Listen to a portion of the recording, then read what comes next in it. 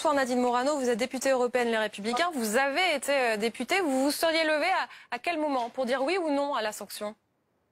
Je n'étais pas dans l'hémicycle, donc je ne peux pas vous dire exactement la manière dont ce député a tenu ses propos. Simplement, j'ai lu le compte-rendu analytique et il a dit au tout début de la question de ce député de la France Insoumise, ce sont des passeurs. Personne là n'a relevé la phrase ou personne ne s'est indigné. Après, quand il dit qu'il retourne en Afrique, j'ai écouté ses explications. Il a dit qu'il parlait du bateau. S'il avait parlé du député, je pense qu'il aurait il aurait sans doute utilisé la phrase retourner ou retourne en Afrique. Visiblement, il a confirmé qu'il parlait du bateau. Et le seul qui vraiment a instrumentalisé cette situation, c'est le député de la France Insoumise, Carlos Martens Bilongo. C'est le seul à avoir instrumentalisé sa couleur de peau, le seul qui instrumentalise ses origines. Tout ça pour faire une espèce de sanction bâillon pour ne pas parler de la réalité de... Mais Nadine Morano, juste pour être bien clair, si je comprends bien, vous vous seriez levé pour dire non à la sanction. Il ne fallait, selon vous, pas sanctionner ce député RN. Si j'avais été dans l'hémicycle au moment des propos, je ne sais pas exactement ce qu'il a dit. Donc moi, je ne peux pas me positionner en n'étant pas présente dans l'hémicycle. Je dis simplement... Je parle de maintenant. Je parle de tout à l'heure, au moment de choisir la sanction contre ce député. Vous auriez voté contre la sanction, c'est ce que je comprends, non? Vous comprenez que je n'étais pas dans l'hémicycle, donc je ne sais pas s'il y a eu des propos avant ou après. La réalité, c'est que par rapport à ce qu'il a dit, ce sont des passeurs ou qu'il retourne en Afrique en précisant qu'il s'agissait du bateau, je ne vois pas quelle sanction il mérite. Voilà. Donc, s'il s'est contenté de dire cela et si ses propos sont justes, tels qu'il les a explicités ensuite dans les médias et tels qu'il l'a explicité au sein de l'hémicycle, c'est un procès politique qui lui est fait. Mais encore une fois, je ne suis pas son avocat. Moi, j'ai une position qui est celle des Républicains en matière de lutte contre l'immigration illégale. Ce qu'a dit ce député s'agissant des bateaux, moi, j'ai reçu au Parlement européen un mail de MSF nous indiquant très clairement les personnes qui sont sur Geo Barents, le bateau, à savoir sur les 572 migrants, il y a 553 hommes, 19 femmes, dont 3 enceintes, 71 mineurs, dont 53 mineurs non accompagnés. C'est la stratégie utilisée en général par les passeurs et il y en a vraiment marre de culpabiliser en permanence l'Europe, l'Union européenne, alors que l'Union africaine est concernée par ce qui arrive avec ces bateaux. Je vous rappelle que ces bateaux arrivent en provenance de l'Afrique et qu'il convient de responsabiliser l'Union africaine, à qui nous donnons plus de 300 millions d'euros pour son fonctionnement, 300 millions d'ailleurs, pardon, de dollars pour son fonctionnement au titre de l'Union européenne. Donc, moi, j'attends à ce qu'on apporte des réponses concrètes et qu'on arrête de parler de racisme dès qu'on parle de cette problématique de migrants illégaux qui arrivent sur le continent européen et qui traversent au risque de leur vie. Vous auriez pu prononcer cette phrase, en fait. Il faut savoir que depuis... Nadine Morano, qu'il retourne en Afrique, c'est ce que vous pensez. Pardon ? En fait, vous pensez la même chose que lui, c'est ce que vous nous dites. Non seulement je l'ai prononcée, mais non seulement je l'ai prononcée, je l'ai écrite, madame, cette phrase. Je l'ai écrite et je l'ai même dit au sein du Parlement panafricain que c'était à eux à gérer ce problème migratoire, qu'il s'agissait par ailleurs de leur jeunesse et qu'il n'était pas acceptable d'avoir ces bateaux qui arrivent au péril de leur vie. Je suis allée dans les camps de réfugiés, madame, j'y suis allée. Et quand j'ai entendu, vous pouvez retrouver ce film que j'avais mis sur ma page Facebook, quand une femme explique que certains ont même vendu leurs enfants pour pouvoir payer les passeurs pour arriver en Europe, franchement, est-ce que c'est ça la dignité humaine ? Moi, je ne veux pas de ça. Vous savez que vous êtes cité en référence par le Rassemblement national. On avait tout à l'heure en plateau Alexander Nicolic qui disait qu'il retourne en Afrique. Nadine Morano, en effet, l'a même dit avant notre député. Et c'est vrai qu'on a retrouvé le tweet où vous vous adressiez à l'actrice Aïssa Maïga. Vous citiez ce qu'elle avait dit lors de la cérémonie des Césars. On est de la même famille, on se dit tout. Dit Aïssa Maïga, très bien, si vous n'êtes pas contente de voir autant de blancs en France, mais repartez en Afrique. Y a-t-il 50% de blancs dans les films africains? Il y a presque un copyright. Oui, mais pourquoi vous prenez ce tweet-là et pas celui que j'ai fait sur les bateaux, justement? Parce que j'en ai parlé des bateaux. Parce que le député qui s'exprimait là, Monsieur Grégoire de Fournas, il parlait des bateaux. Pourquoi vous allez rechercher ça? Elle se plaignait dans une manifestation culturelle qu'il n'y avait pas assez de noirs, ce qui est juste ridicule. Ça, c'est du pur racisme. La question aussi qui est montée en épingle par le député Carlos Martens Bilongo, lui aussi, il instrumentalise le racisme. Mais si on disait, quand les Maliens nous disent on veut plus voir de Français là, partez de la France, on veut plus vous voir, alors que c'est quand même les autorités maliennes qui avaient demandé à la France d'intervenir d'un point de vue militaire, là c'est pas du racisme, il faut se taire. Je veux dire, à un moment, il faut Nadine arrêter Morano, on vous entend. C'est difficile les interviews à distance, mais c'est vrai j'ai l'impression que même Marine Le Pen, quand elle défend son député, ne le fait pas avec autant de vigueur que vous. Tout à l'heure, elle disait, elle reconnaissait qu'il y avait eu une maladresse. Je vois même dans votre propre camp Éric Ciotti qui dit « Je condamne avec fermeté les propos d'une extrême gravité tenus par un député au sein de l'hémicycle de notre Assemblée, scandaleux de la part d'un représentant de la République ». C'est ce que dit Éric Ciotti que vous soutenez. Et pourtant, on l'entend bien, vous prenez la défense de ce député. Qu'est-ce qui vous différencie du RN aujourd'hui ? Mais moi, ce n'est pas la question du Rassemblement national, madame. Ce qui m'intéresse, c'est cette problématique de la situation en Méditerranée et de la situation en Afrique. Moi, je voudrais que M. Macky Sall, qui est le président du Sénégal et qui aujourd'hui préside l'Union africaine, se responsabilise et s'accapare de ce sujet parce qu'il n'est pas possible, il n'est plus possible. Depuis le début de l'année, il y a eu 120 000 arrivées par bateau. C'est les chiffres du Haut Commissariat aux réfugiés. Donc, ce n'est pas les chiffres de Nadine Morano. Et parmi ces 120 000 qui arrivent, il y a aussi 1700 morts en Méditerranée. Donc on va arrêter un peu de parler de racisme, mais comment on fait pour régler ce problème surtout? Il y a parmi ceux qui sont arrivés, les 120 000, il y a 72% d'hommes. Donc à un moment, il faut aussi se poser les bonnes questions. C'est de se dire pourquoi est-ce qu'il a dit qu'il faut que le bateau reparte en Afrique? Oui, moi, à l'heure actuelle, je considère que Frontex, qui a pour responsabilité de protéger nos frontières et qui a d'ailleurs des drones, avec un drone extrêmement puissant, qui a une autonomie d'une semaine, dont on voit d'où viennent les bateaux ont vocation à repartir vers le continent africain. C'est raciste de dire ça? Je vais demander à François Thomas ce qu'il en pense, justement. François Thomas, président de SOS Méditerranée. Nadine Morano insiste, elle dit ce sont majoritairement des hommes. En gros, est-ce que c'est raciste de dire ça? Vous répondez quoi à ça? Mais c'est intolérable, ce sont des vies humaines. Il y a des personnes qui traversent la Méditerranée pour différentes raisons. Elles disent qu'elles fuient l'enfer libyen, plutôt mourir en Méditerranée que survivre en Libye. Nous sommes là parce que c'est avant tout un devoir moral, c'est un devoir légal.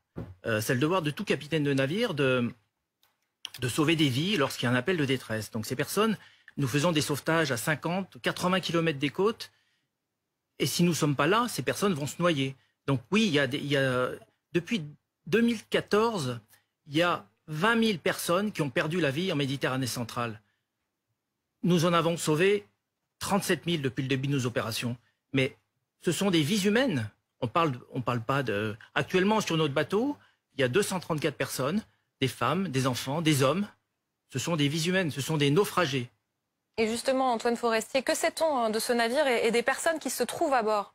C'est un navire qui appartient à l'association SOS Méditerranée, qui est une association européenne de sauvetage en mer. Il y a 234 personnes à bord, vous le voyez ici sur ces images, des hommes, des femmes qui ont été donc secourus par les membres de l'association. Le premier sauvetage, il a eu lieu le 22 octobre dernier. Depuis, en tout, il y a eu 6 sauvetages en 2 semaines, parfois de nuit, dans des conditions difficiles. Et sur les 234 personnes à bord, il y a 40 mineurs non accompagnés. Le plus jeune est un enfant de 3 ans.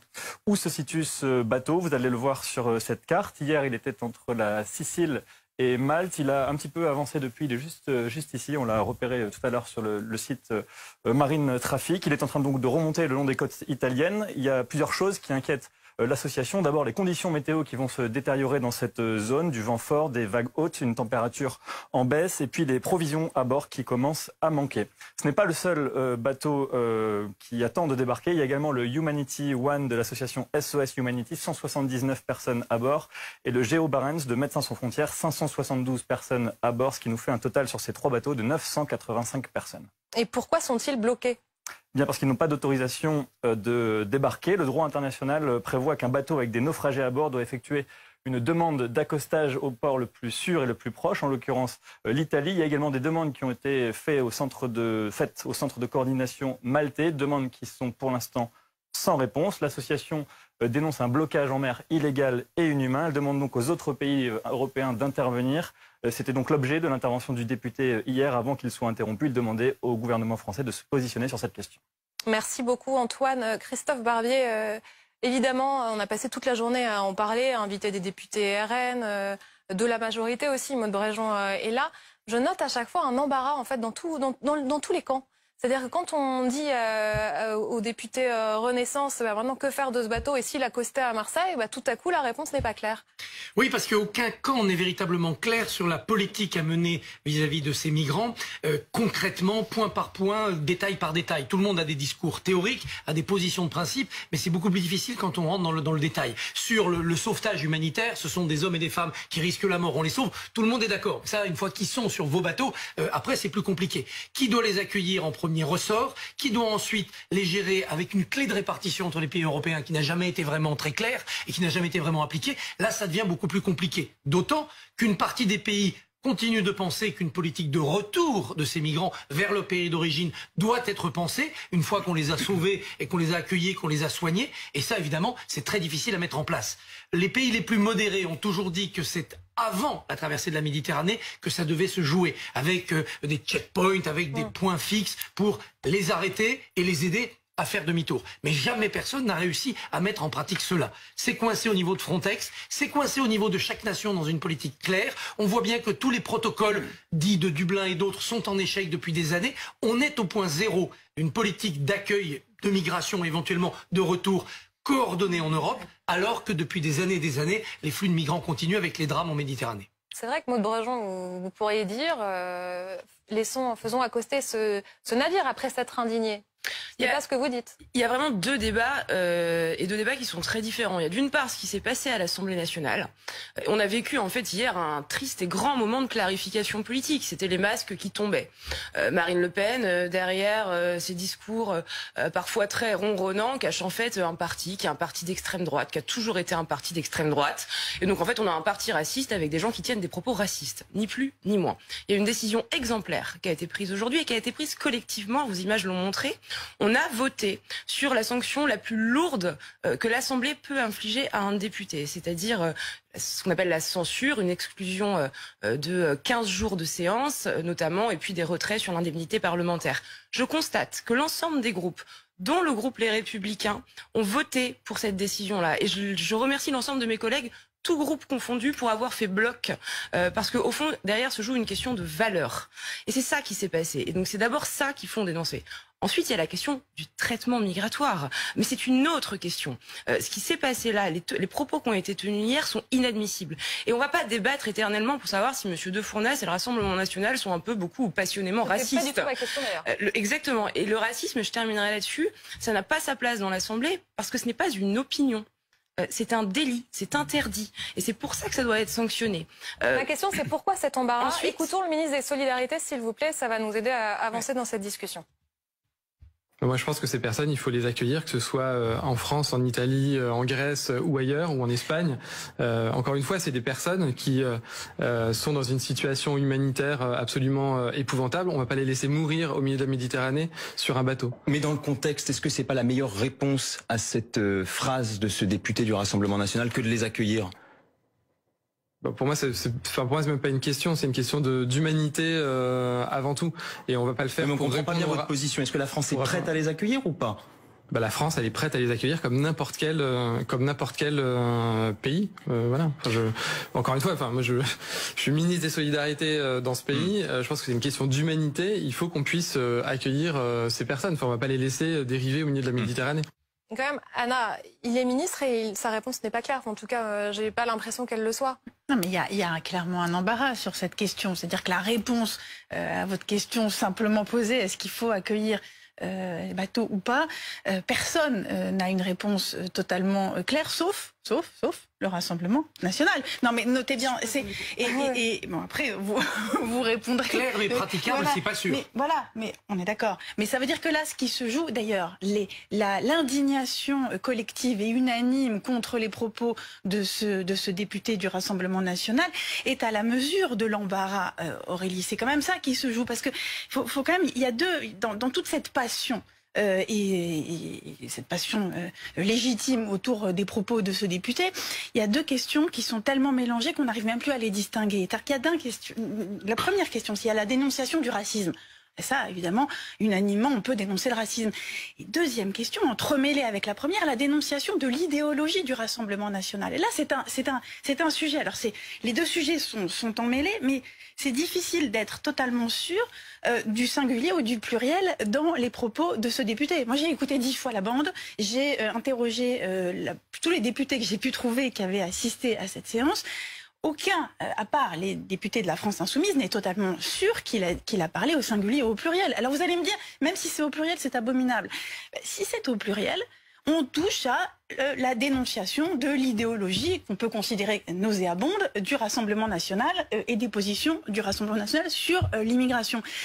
Et encore une fois, c'est-à-dire que c'est important d'essayer de démêler ce qui se joue là dans les passions collectives qui se cristallisent là-dessus. On me dit dans l'oreillette que Nadine Morano veut réagir. Je ne sais pas à quoi, Nadine Morano. Donc voilà, on vous écoute. Ce sera votre dernière réaction. Ensuite, je dois aller sur un autre plateau, donc excusez-moi. Non, je voudrais dire à Madame Bréjon que quand le président de la République, lorsqu'il était à Mayotte, a parlé des bateaux, quoi ça, en disant que ça ramène comorien, c'est quoi du comorien? C'est une race de poisson ou c'est une personne humaine? Parce que ça, c'était vraiment raciste et déplacé. Mais on va maintenant... Je parle d'Emmanuel Macron, du président de la République. Maintenant, s'agissant de l'affaire montée par les Insoumis, c'est clairement un montage politique. Enfin, ça doit... Bon, oui, la liaison est en effet difficile. Merci Nadine Morano d'avoir réagi sur BFM TV.